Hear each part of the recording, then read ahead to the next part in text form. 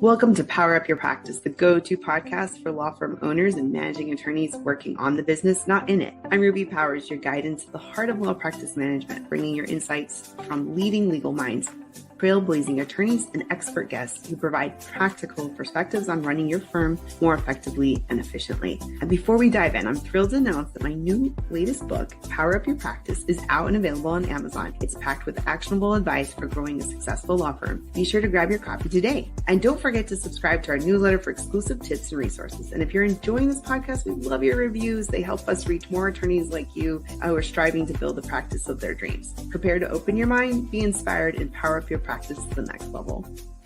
Hi, everyone. This is Ruby Powers with Power Up Your Practice. I'm really excited to have Nadine Navarro, my guest today. We've known each other for, I think, several years. It's sort of lost track of time. And even though we're in different parts of the country, one thing we have in common is both being immigration attorneys, but we also wear lots of different hats and serial entrepreneurs.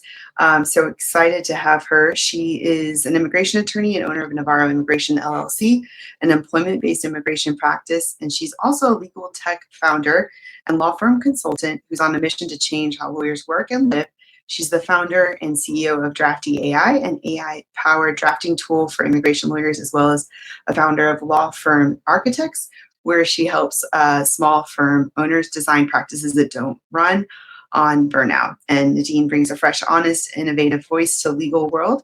And after decades of practicing, she's seen firsthand burnout and overwhelm were baked into the system, and she's on a mission to change that. And it's very timely because I just came back from vacation, so I still feel, bright-eyed and bushy-tailed right now. But going back to, I'll get to that in a second. But anyway, Nadine, so great to have you. Thank you for having me. It's a pleasure. I'm so excited. Yeah, I know. This is great because we have so many things in common. And you normally live in the Florida, and I'm normally in Texas, but we seem to see each other about, I don't know, two, 3 times, sometimes a year, just at different conferences. And there's also not that many women in the legal tech space either. So, you're into wellness, law practice management, legal tech, immigration. So we really check a lot of the same boxes. So I'm surprised I haven't had you on the podcast before, but I'm glad to have you here today. Yeah, I'm here now. So exciting. Can't wait to get into it. Yeah, so you, I like your tagline about the burnout. Why don't you explain that, where that comes from, and sort of like, because I feel like that's a big motto, or your ethos on how you approach all your businesses, and sort of like sums it up, how you're looking at the world and you're trying to make it a better place, especially for other lawyers as well. Tell us a little bit more about that. Yeah, for sure. So for me, the first 5 years of practicing law, and I think a lot of attorneys can relate to this, they were hell. I thought it was terrible. I mean, how am I supposed to go on and do this for another 30 plus years? I was exhausted all the time.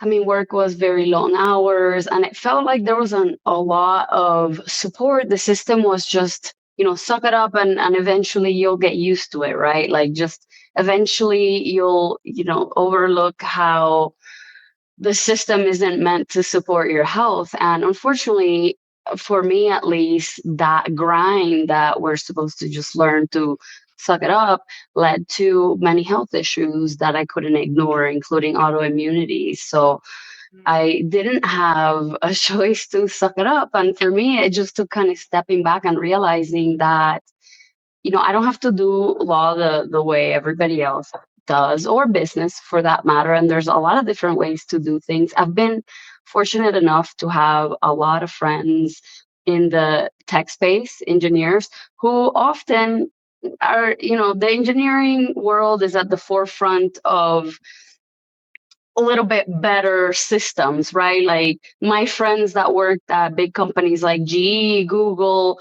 NASA, they had a much better work-life balance, right? Their employers and their companies were supportive. They had game rooms, and they had all these different systems baked into the practice and their employment. which I didn't notice existed in law, right? So for me, that became sort of a mission to bring, my passion for wellness, which I discovered after facing a bunch of medical issues.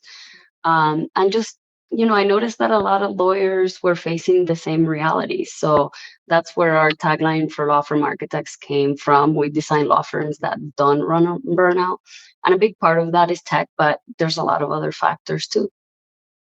So I think before we get into some questions, I think what are some of the well, tell us a little bit about what law firm architects does and just what is it? I learned about it just this summer, Yeah. and so and we had a call just recently, so I know now, but but for those who are listening, and how can it benefit law firm owners? For sure. So, Law Firm Architects is a consulting company. It's for lawyers. We consult, of course, with immigration lawyers, but any industry, any field in the law is a potential client for us. And what we do is we basically create a law firm through the scope of legal design. Now, this is sort of an emerging tech and law, but it's been a very old term in engineering and other areas. Experience design is something that my partner in LFA, Luis Bares, is very, very experienced in. He worked designing systems, customer experience at NASA and Pfizer.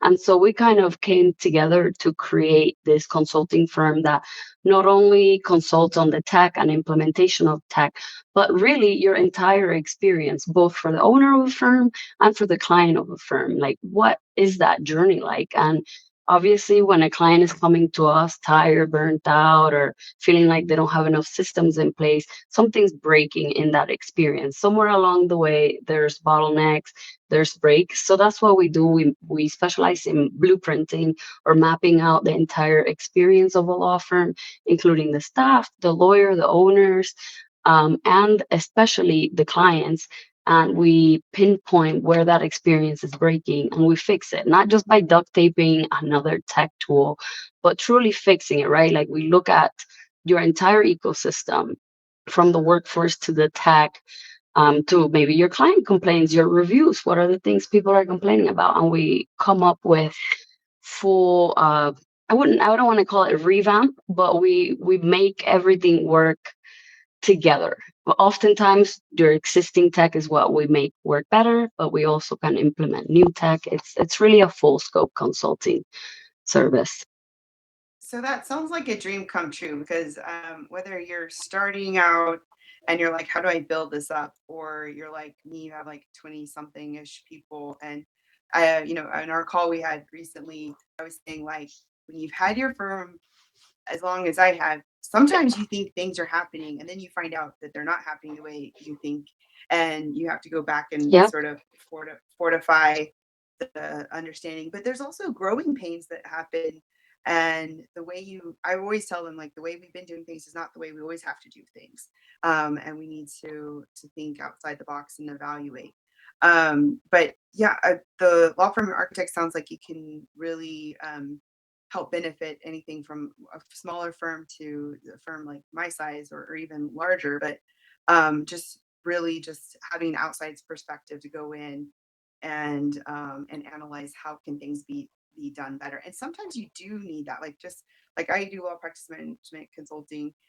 Sometimes just having that outside perspective, and then Hmm. and we all like learn differently too, right? Like sometimes you have to hear it like 5, 10 times, and then you're like, and then someone says it in this one way, and then it clicks, and you're like, Finally okay, yeah, clicks. I get Yep. it. Yeah, yeah. I've been, working with different groups or consultants just to like evaluate different parts of the firm, just to, tweak things as, even the consultants can have consultants and advisors and have advisors. And sometimes I just get frustrated because I'm like, I know that this should be better, but it's not. And I think we should just give ourselves a break because it's hard to juggle all the different hats, all the different balls we have to keep in the air, keep everybody alive and happy. And Yep. that's part of the whole That's it. conversation with burnout, right? It's like so much. Absolutely. Absolutely. And I think that's the biggest lesson we've learned as we develop law firm architects consulting services, that lawyers are just expected to have all these hats, right? Most of us don't have an MBA, yet we're professionally running a business as a CEO. Most of us don't have an accounting background, and we're expected to keep trust accounting going or hire and supervise someone to review that. We have some marketing, social media, and so it just become this big ball of all these things we always have to do that drive burnout. So, and law firm architects, we try to resolve that through automation, through making the staff really click together to make that ball roll more naturally without the lawyer constantly having to kind of log it along and push it along every step of the way. I love that, and so I think my one of my first questions really applies to what related to this. What are some of the biggest mistakes you see that law firm owners are making with their tech stack? And I love talking about tech stacks and evaluating them. So this will be great to nerd out for a second. Oh, this is one of my favorite questions. And I see these issues across the board, especially when I go to AILA National, where there's so many tech vendors there. The main issue I see is that law firm owners treat their tech like a junk drawer, right? We adopt all these cool things that we see out there, but we don't have an implementation plan. Right, we're just like, oh, this sounds really cool to automate my inbox, or this other new tool sounds really great to do this one thing that I really hate doing, so I'm going to adopt tech for that. But we don't really have a plan, right? We haven't mapped out our entire firm. Where are the actual bottlenecks, right? Are we just adding more tech and therefore more bottlenecks or more friction for our team? Or are we really adopting tech in a way that's going to, again, help that ball roll naturally? Right. A lot of times, yeah, tech is useful. And every time you talk to a tech vendor, I'm a tech vendor myself, we're pushing the tech that we created because it's useful. We think it solves a problem, but that doesn't mean that it's going to fit in with the workflow of every firm, or that it's the tech that you need to be adopting now. Maybe you need to be looking at other tools first. Maybe it's not your case management system that needs to be changed. Maybe it's the friction in your firm. The staff isn't adopting it right. Maybe you haven't used the current tool you have, or you haven't explored the features, don't understand them, don't even know. Another one is we adopt tools without fully understanding what the buy-in is, right? We don't really understand where the shortcomings are. We see the cool flashy features that the vendors show us, and we go, oh my God, we don't have that in our current tool. But then we miss that maybe the 20% of the features that are really the ones that make a difference in time savings, maybe that tool doesn't have that. Or maybe, it's missing something that's key. So really fully understanding your tech ecosystem, I think that's something most lawyers don't do. And I don't mean just what's your tech stack and how do you use it, but how does your tech stack work? Who uses what at what step of the experience process?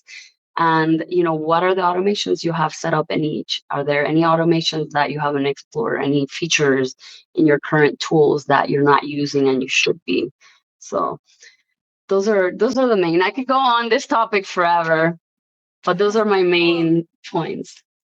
so I agree with you. And I spoke on a similar topic at the AVA Tech Show a few years ago, and I think I might bring it back this coming year because it just is so critical. And I feel like a long time ago we could change our tech stack maybe once every couple of years or evaluate it once a year. But now it's like every quarter. And honestly, all these different AI tools that are coming out, it's like exhausting to think, oh, now I need to figure out all this agent stuff. Like this morning, I woke up early and I was listening to Legal Tech Week the last couple of weeks that I missed. And I was, just seeing what was going on and what they were saying there. But it gets overwhelming. And I think you need to have Hmm. somebody who's responsible in the firm, who's analyzing this on a regular basis, who's making sure you're maximizing the use of these and constantly getting trained. And I think you're really onto that. And what I mean, practically, like I know it was said, what I just said, like analyze it and evaluate and have someone in charge. But I mean, for a firm who's just like what I just said, it sounds really overwhelming. Like, what are some of the tips you would say to help people break that down into something more manageable, or some best practices on managing and evaluating their tech stack? So my biggest tip is what my partner in LFA calls flashy tech syndrome. Avoid that. Just because a new tech sounds cool doesn't mean you need it. What I would do if I was evaluating my tech stack is I would start with, even just on a sheet of paper, write out what are the different processes that a client moves through in your firm, right? They call the firm, that's the first step, your assistant answers or whatever. Then there's the intake process, the onboarding process, case prep, and closing of the file, right? Maybe note under each one of those categories one or two steps that are critical that need to get done right. In intake, maybe you have an intake form, there's payment that needs to be collected for the consultation, whatever. Those are steps, right? And the onboarding, the client has to sign the contract, the client has to complete the first payment for the retainer. Maybe you send out some materials. Those are 3 steps. Do the same for every step, and then highlight top 3. What are the biggest pain points for you, right? Is intake taking forever? Are clients taking a really long time to get back to you on the signed documents? How are you doing each one of those things will reveal where's room for better tech. And maybe it's not better tech, maybe it's underutilization of your existing tech, but it really will bring out that full scope of your tech stack. And it will take you out of that shiny object syndrome that a lot of us get when we go to a conference and there's 40, 50, 100 different tech vendors selling you amazing, amazing stuff. But maybe it's your intake that's broken and none of these tools are for that, right? Or maybe it's your onboarding process. Maybe your assistant's sending out 3 or 4 different emails that really should be one email with optimized links and automation, right? That's where I would start. Highlight your biggest pain points that you feel need improvement, that you feel like if these things improved, we would save however many hours a week. That is where you need to be surveying the existing tech you have, or maybe adopting new tech that's better. I I really agree because I go to a lot of legal tech conferences, and it's sort of that shiny whatever syndrome, like Tiny object syndrome. it's shiny out. Yeah, right. I think I've been in my book. Yeah, and I think a lot of business owners can get easily distracted, and it's sort of hard. I mean, it's a can be a superpower, but also can be to the detriment and trying to stay focused. But anyway, and you see all this stuff, you're like, ooh, that looks cool. Oh, that looks cool. And then I come back to the office and I'm like, we don't have time to talk to all the vendors and to think through all this stuff and to do this and see which one. And so then I'll get those calls for like a while because they're following up with me. And I'm all like, we're still implementing that thing I got like a year ago, because it creates like this domino effect where it's like you start it like our anchor case management software, and then you start implementing it, and then you're like, it brings up new integration issues and more things. And so I agree. Like, figure out what your biggest pain, map out your tech stack, figure out have your map out your SOPs, figure out what your biggest pain points, and then just start like attacking slowly but surely, because that's all the bandwidth you have. And one thing that we do here at the firm is like we create committees, because it's hard for there to be one person who has enough bandwidth for that their job description. And also it helps create like cross pollination or cross, industry, not industry, but like within function within the firm. So someone from legal, some from admin, someone from marketing sometimes. And we Hmm. created like a little tech committee to be able to analyze our different tech stacks and different programs that we're experimenting with. So that's another fun thing we've been up to. Yeah, that's brilliant. Yeah, the cross pollination of not just having the lawyers inside is huge, and also bringing in your staff, because a lot of times the pain points fall on them. So we don't necessarily know, like, where's my staff feeling the pain points, right? Especially at intake and onboarding, where most of it is done by support staff. If we don't ask and invite them to the conversation, we wouldn't know. Completely agree.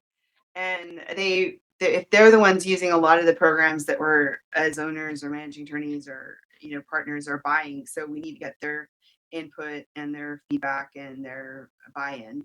That's a whole other important factor.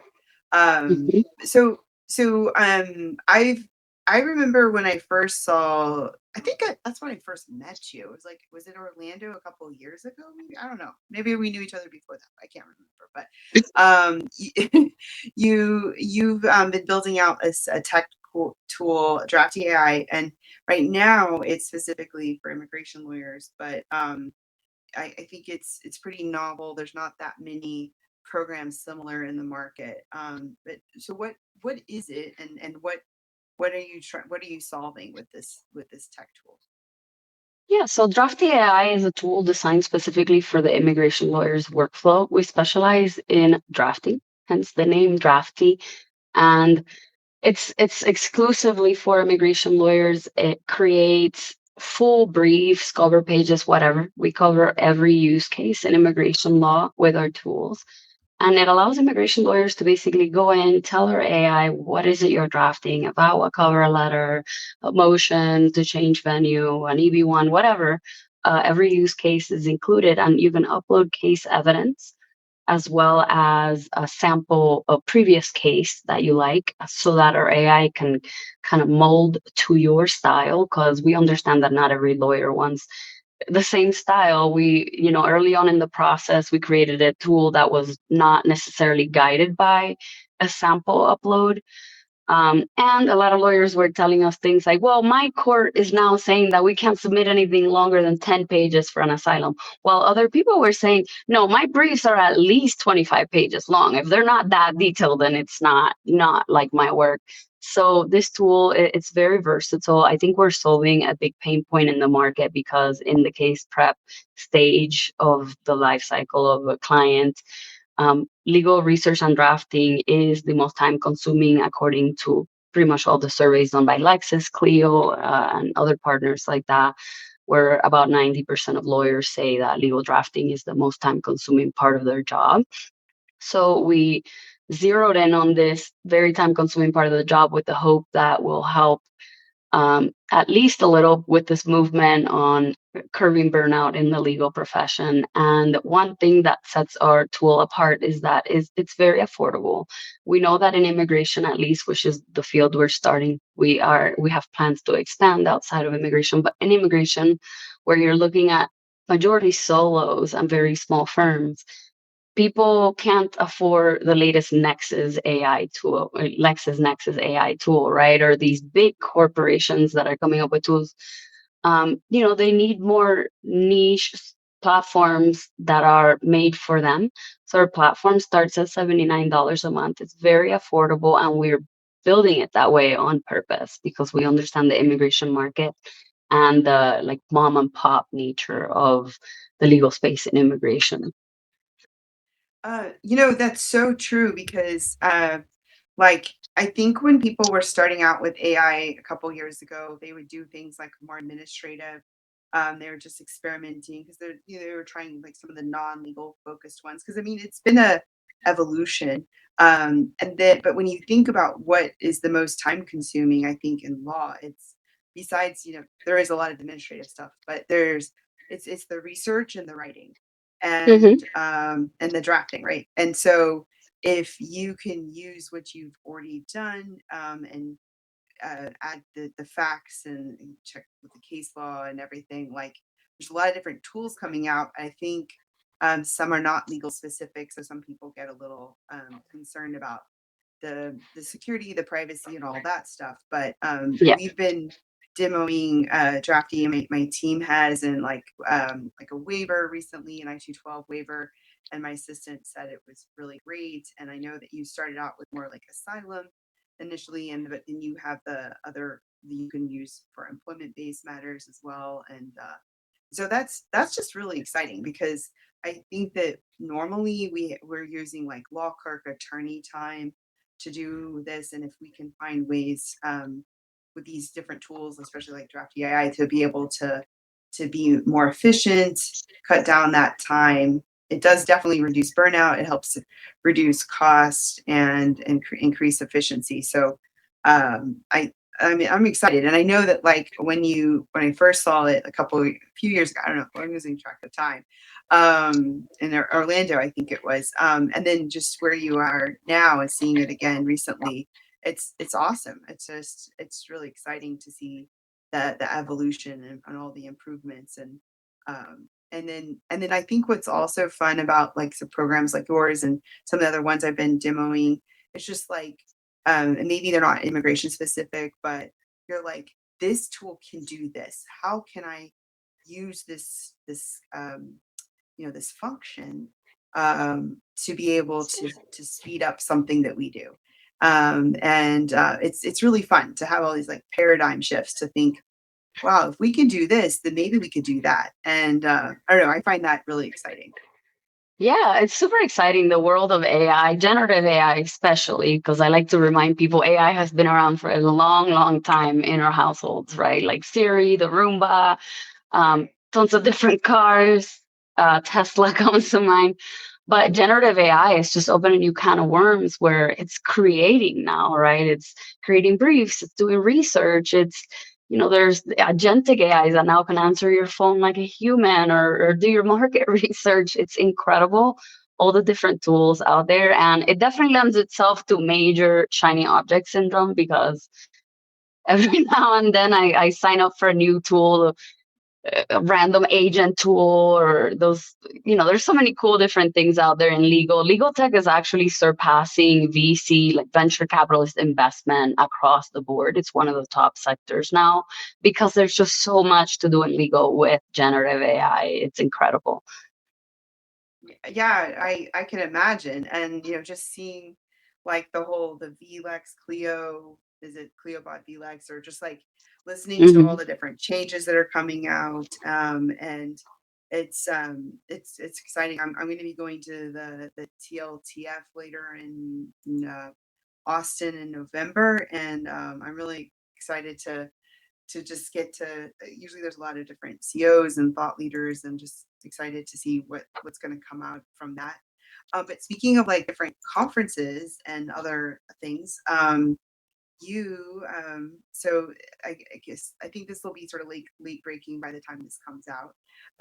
So Drafty AI was chosen as a part of the American Immigration Lawyers Association 2025 Innovator Spotlight, and of very few it was tough competition, and so that's really exciting. And you're going to be honored, or Drafty AI is going to be honored, you and your team, in Boston in September. So that's Yeah. really exciting. Congratulations.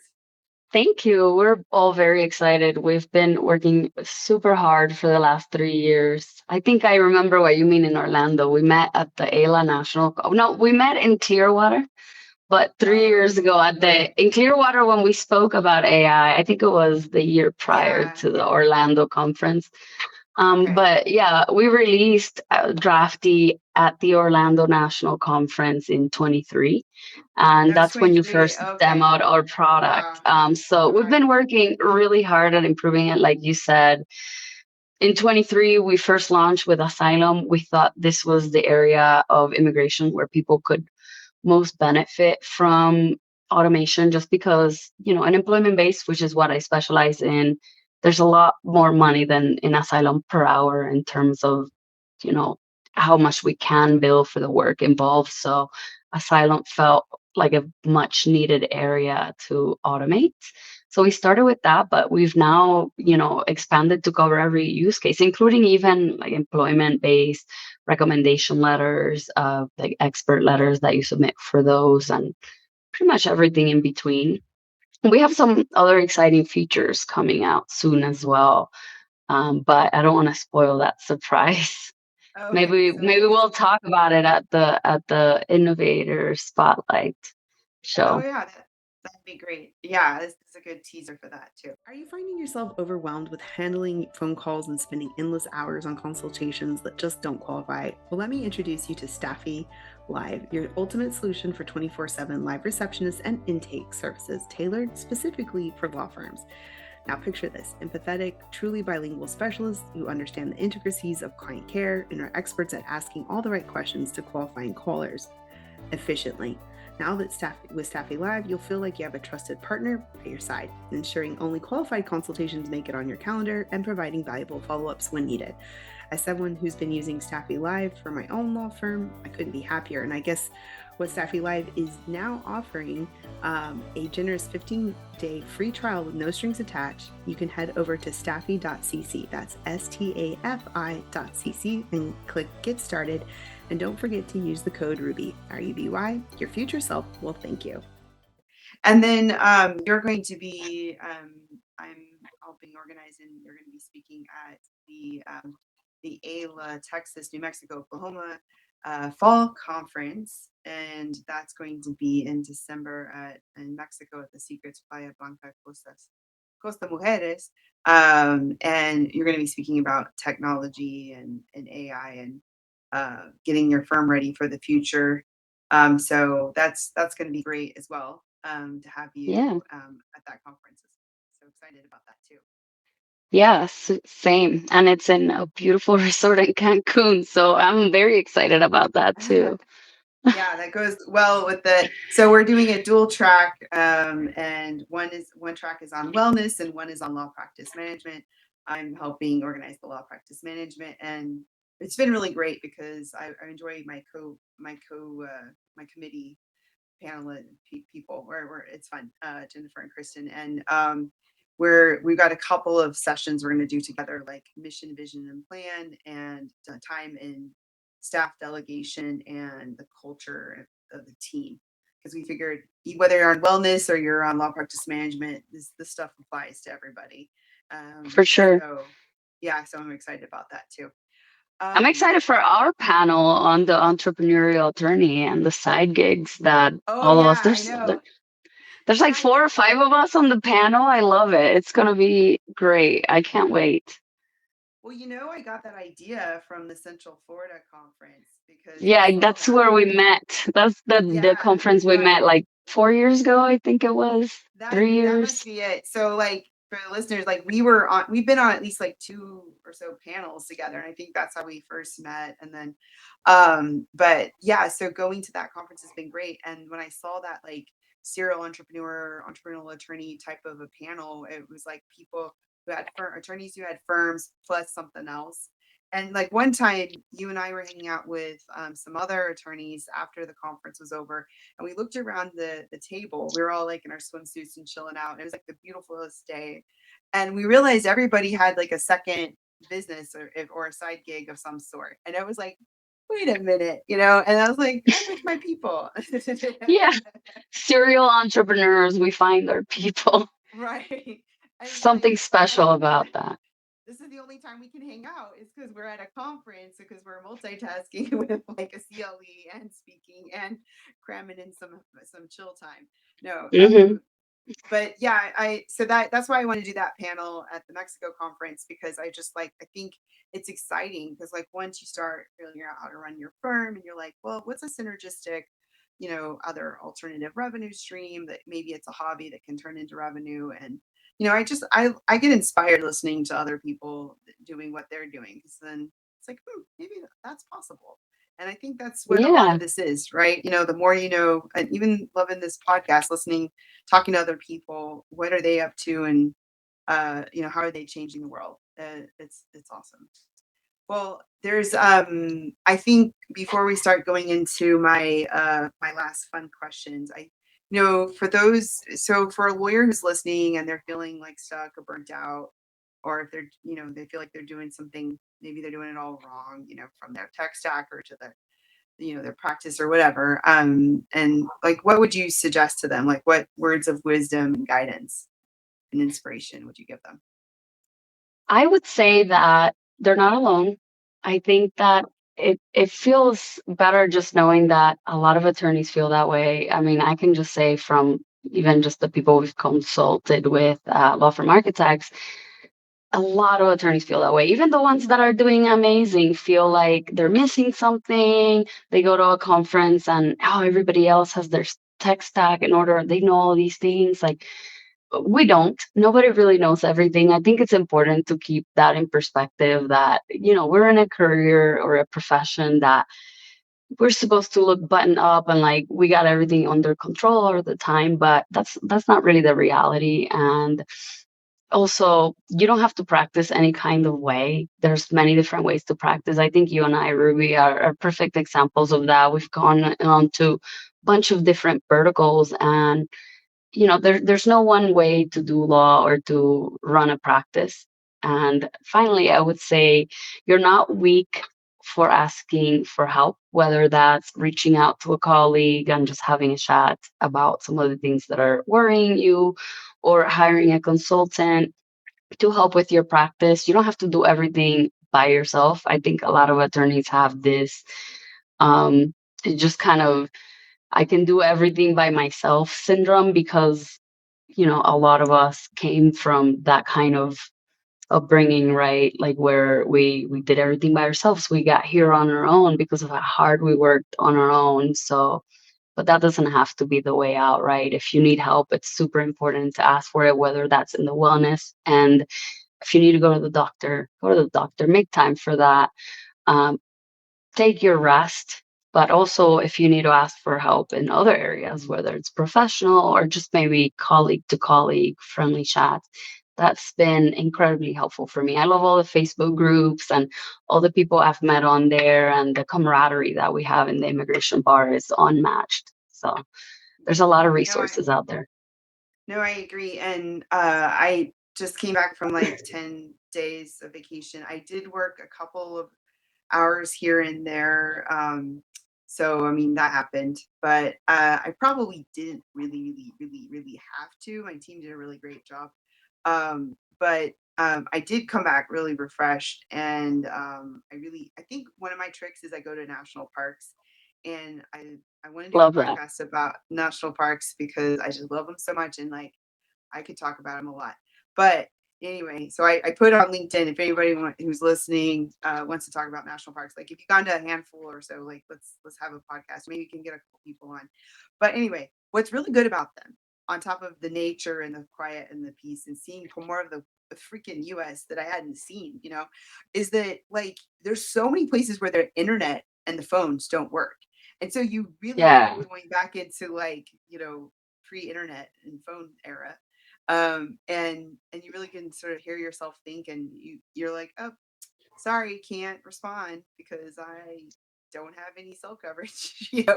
And that's what happened to me. Like last week I had like 5 or 6 hours no coverage whatsoever, and I was at the top of Mount Rainier Paradise. It's so beautiful, so beautiful. And my team called me and they're like, can we have a fast talk? And I was like, I'm surprised you even got through to me. Like, honestly, because my reception, like this was a miracle. And it was like I was on a mountain, and it like they called, and I talked to them for like 5 minutes about emergency, and it was all good. But anyway, but that's part of my trick. That, and like I guess cruises where like sometimes the internet's Yeah. so slow, right? I'm Cuban, so for me, it's visiting family, because in Cuba, there's no internet infrastructure. You will not have internet for the entire time you're there. So I often have to plan ahead for that one, because there's really none. Other than, you could get like an hour or so here and there. I don't stay in hotels. The hotels are a little bit better, not by much. But yeah, that's my trick. Visit family. So I love that. And I think that we all have to help each other reduce that burnout and find ways to be more efficient and leverage the technology. And so I think we're all on the same page about that. So jumping to some of my fun questions, I like to ask every guest, what's your favorite board game, and why? I'm not a huge board game person, but I do really like Settlers of Catan. I don't know Okay. really why, but it gets really fun every time we play it. And it kind of brings out the personalities of the people playing, right? It takes you back to the old school trading days. I'm gonna trade you my wheat for your coal or whatever. I haven't played it in a while. I do really enjoy Settlers of Catan. I actually saw one for sale here the other day in Mexico, and I almost got it. Oh yeah, that's really fun. That's a good one. Like the brick, the wheat, the wood, or something Yeah. like that. And yeah, and then like you're like, oh no, is it you can't roll on an 8 or a 7 or something? I don't know. Anyway, Yeah, uh, the robber or something. I forgot what it is. I forgot about that. That's a good one. Uh, It's kind of like no rules monopoly. Like you can just trade whenever and, you know, just come up with your own rules. So what we do as a family is like we find a game and then we sort of modify the rules. Like so we like Monopoly Deal, but we like allow ourselves to trade uh and sort of do some modifications. And we also anyway, but that's another topic. What I love that. what would you what do you consider your superpower? My community and my network, I would say, are my superpower. I think that no one person can do it all. And a lot of people ask me, how the heck do you, run a firm and have consulting company and drafty? How did you even get into legal tech? I don't have a tech background, by the way. And it's all because of the people that I have supporting that vision, my co-founders, my network, friends, other colleagues that I've met in conferences, Facebook groups, you name it. I think they are what makes me strong, what allows me to accomplish way past what I can personally achieve. Oh, that's awesome. And I agree. Like sometimes people ask me the same thing, like how do I do everything? And I have different answers depending on the situation. But I think it's like having delegating, having your team, having that support, and there's managing my time. There's a lot to it. But that's awesome. I love that. What would you consider a habit that contributes to your success? For me, I would say the habit that contributes to my success the most is boundaries and setting them and rest. I am huge. If you ask my co-founders, especially in Drafty, engineers tend to have way less boundaries when it comes to work. Like they just work into the night and random hours. But me, the habit that keeps me from burning out and that allows me to keep going is knowing when my body needs rest. I'm making no apologies for it, right? Like this past weekend, I just spent the entire weekend at a spa where we did a sound bath, and then we also Oh did a yeah. temazcal ceremony. I'm here in Mexico, so this is like an ancient uh, ceremony where you go inside a sweat lodge underground, and it's a steam room that is underground for over an hour. You're just sitting there meditating while it's very hot, right? It's supposed to be challenging, so I like to keep doing things like that and sort of keeping track of when my body needs rest. I have an aura ring, all the different biohacking tools, and I make sure to keep track of that because if I don't rest, I know that burnout is right around the corner. And in law, burnout knocks multiple times a year, maybe even multiple times a quarter. So for me, it's keeping that accountability, my boundaries, and being unapologetic about rest. Oh, that's awesome. So refreshing. Um, I love my attorney friends, but I came back from that vacation, and it was like last night, and we were on this like weekly call, and I swear everyone seemed really burnt out, and I think Yeah, I was optimistic, and I was like, and they were like, no, that's not gonna happen, and I was like, but what if? And then and then I was like, okay, dudes, like I'm giving you positive vibes, but y'all need to go on vacation or something because like we need to take turns, and we need to be able to like notice it. And then while I was on the plane absolutely. flying back, I was actually working on an article for the Texas Fire Journal about like preventing burnout. And I think I was so inspired, I was like adding new things to it. So I sent them an updated version because I was just like, yeah, do this. And it's so true. Like we need to be inspired and reminded. We all do. And For i'm sure. just i'm just I'm just in a good place right now because I came back, so probably another couple weeks I'll be tired again. But no. No, um, I always feel for the record, like you're one of the most positive attorneys that I know. You're always so oh, kind and happy. And I'm like, I don't know how she does everything. And she keeps such a great outlook. It's always a pleasure talking to you, running into you at conferences, really. oh, you're too kind. You're too sweet. Thank you. I appreciate it. And same for you. What would Thank you you. say is your favorite book or podcast, or I don't know, a resource that you like to keep you on your toes, or you really made a big impact on yourself, on your I thinking? have a lot, but one that I always come back to, and while we're in the topic of burnout, The Body Keeps the Score is one of my big ones, and it's basically a deep dive into how trauma gets stored in the body, and not in a woo-hoo kind of way. It's written by a doctor, but how it actually stays in there, and how autoimmunity starts, how PTSD happens, things like that.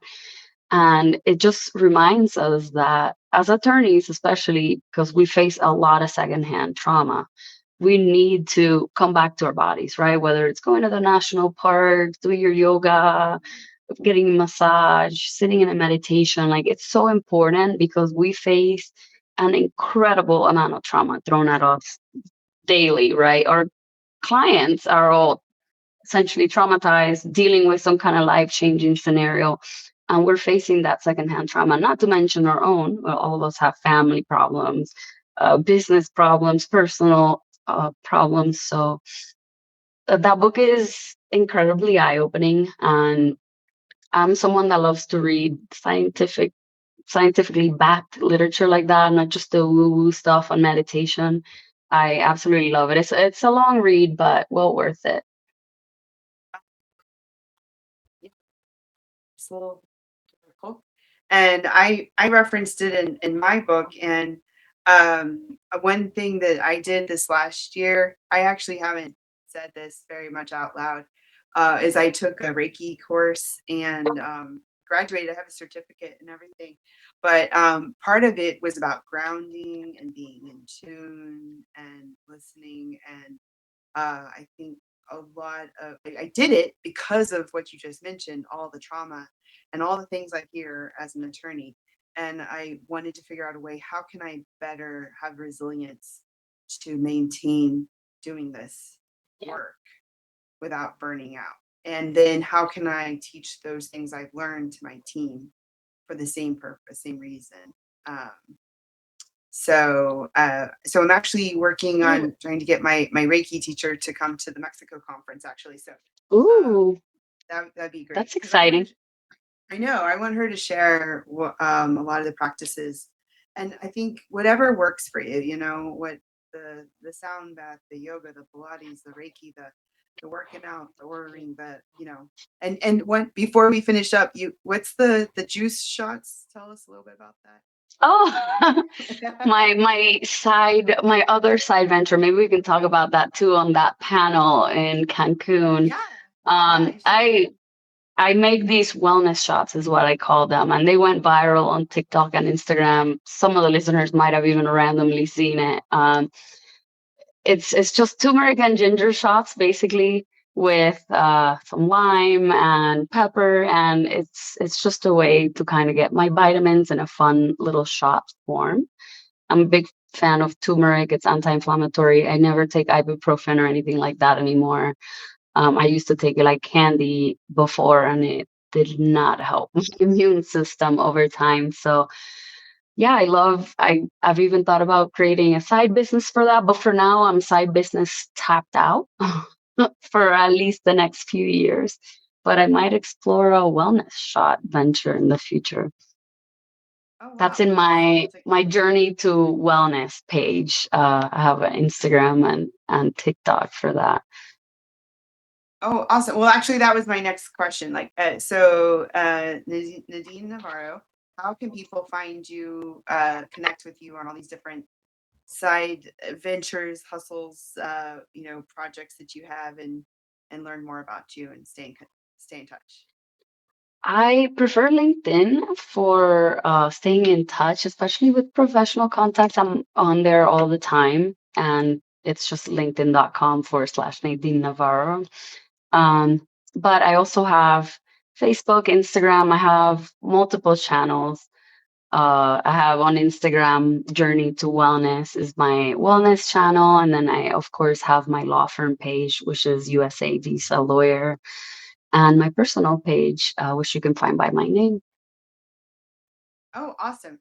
Well, so we've got there's that conference with the AILA Fall Conference in September in Boston, and you're going to be speaking at the AILA Tech Chapter Conference in December in Mexico, and I'm sure you'll be at other places out there with DraftyAI and law firm architects, and you can be found on LinkedIn. And yeah, we'll definitely stay in touch, and I'm excited for this episode to get out there and share a lot more about leveraging technology and evaluating our tech stack, and finding ways to reduce burnout and just having more of a holistic approach to wellness in life, and knowing that it is possible.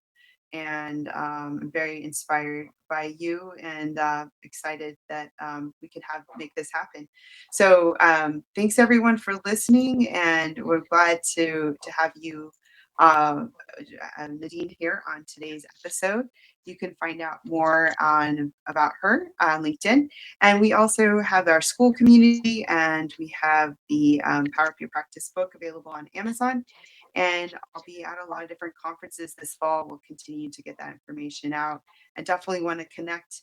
If you are at some of the same conferences, let's have coffee, let's chat, and I'd love to have more suggestions for podcast guests and ideas. Thanks, everyone, and we'll see you next time. Thank you for tuning in to the Power Up Your Practice Law Practice Management Podcast. I'm your host, Ruby Powers, and it's been a pleasure sharing this time with you. If you've enjoyed this episode, please take a moment to leave us a review, tell someone else about us, and I would love to get this podcast shared with others to reach more listeners like you. Don't forget to subscribe to our newsletter for exclusive content, tips, and updates straight to your inbox. And exciting news, our book, The Power Up Your Practice, is out and available on Amazon. It's packed with strategies, 25 chapters, to help you elevate your practice and achieve your goals. So join us next week as we dive into more advice and insight on law practice management. We'll see you next time.